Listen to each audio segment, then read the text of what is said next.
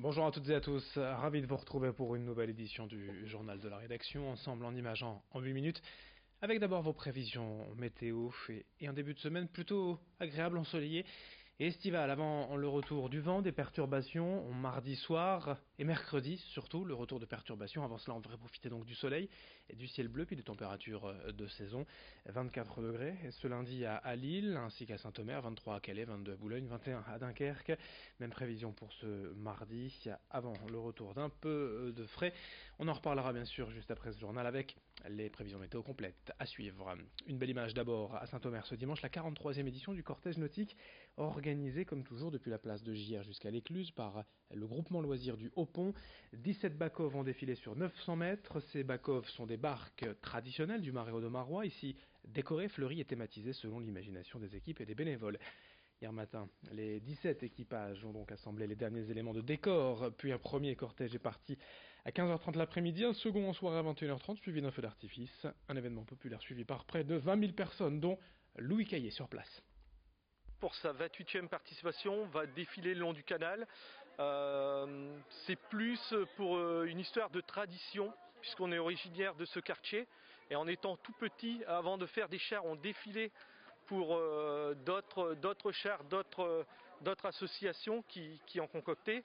Et aujourd'hui, on a pris le relais et nous, on est en train de passer la main à nos enfants pour justement perpétuer cette tradition à Saint-Omer, dans le Haut-Pont, dans notre quartier.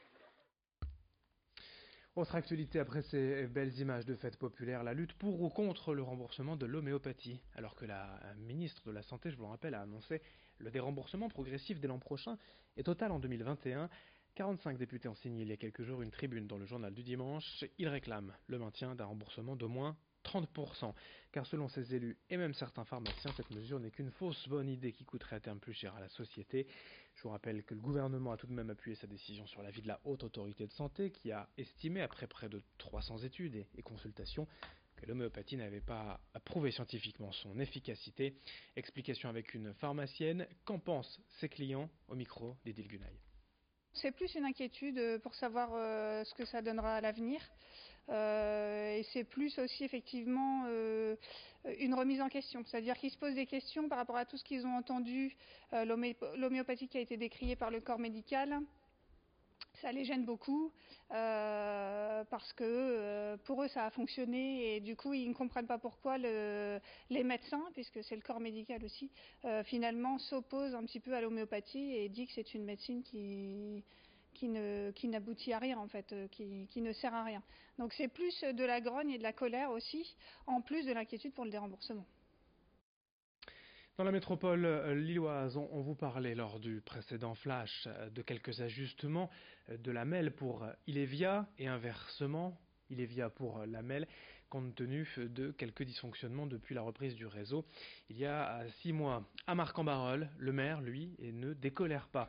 Contre Ilévia et la MEL, depuis la modification du plan de bus, un terminus et arrêt de régulation de la ligne 12, future Liane 5, a été installé à l'arrêt, piscine depuis février devant la piscine municipale. Ce terminus engendre de graves problèmes de sécurité selon le maire Bernard Gérard, qui demande que le terminus et arrêt de régulation soient remis comme avant au niveau de Domios, rue du Pavé stratégique, mais la MEL refuse. Le maire a donc pris un arrêté municipal pour interdire, au titre de ses pouvoirs de police, dès le 26 juillet, la circulation des bus dans la rue. La MEL de son côté refuse de remettre cet arrêt à Domios pour des raisons financières. Bref, le conflit se poursuit. On écoute Bernard Gérard, le maire de Marc-en-Barœul, au micro de Lucille Berthe Constant.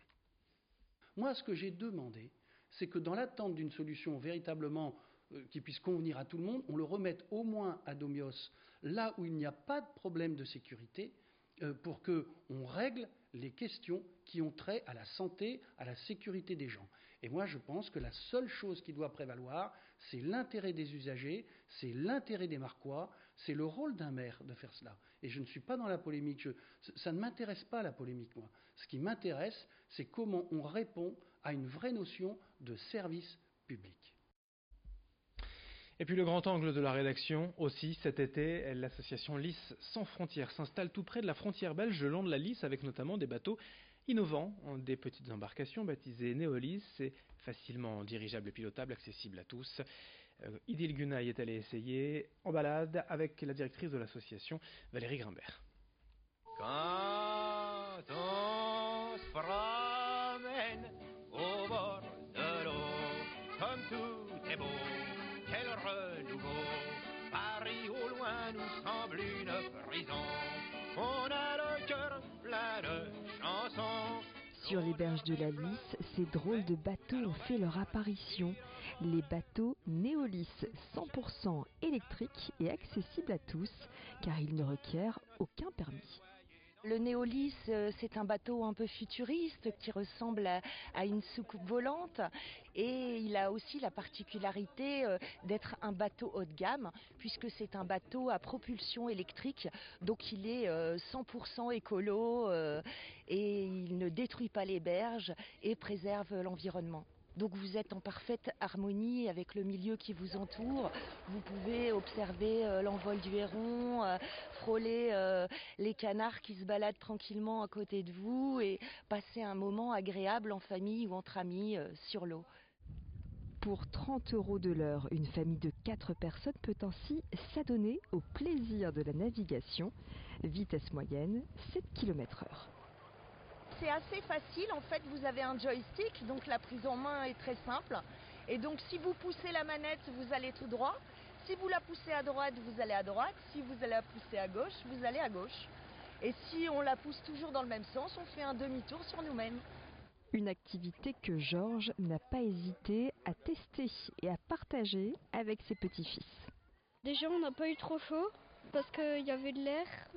Il n'y avait pas beaucoup de bruit. Après, ça avançait pas super vite, mais c'était agréable, c'était bien. À refaire. À refaire.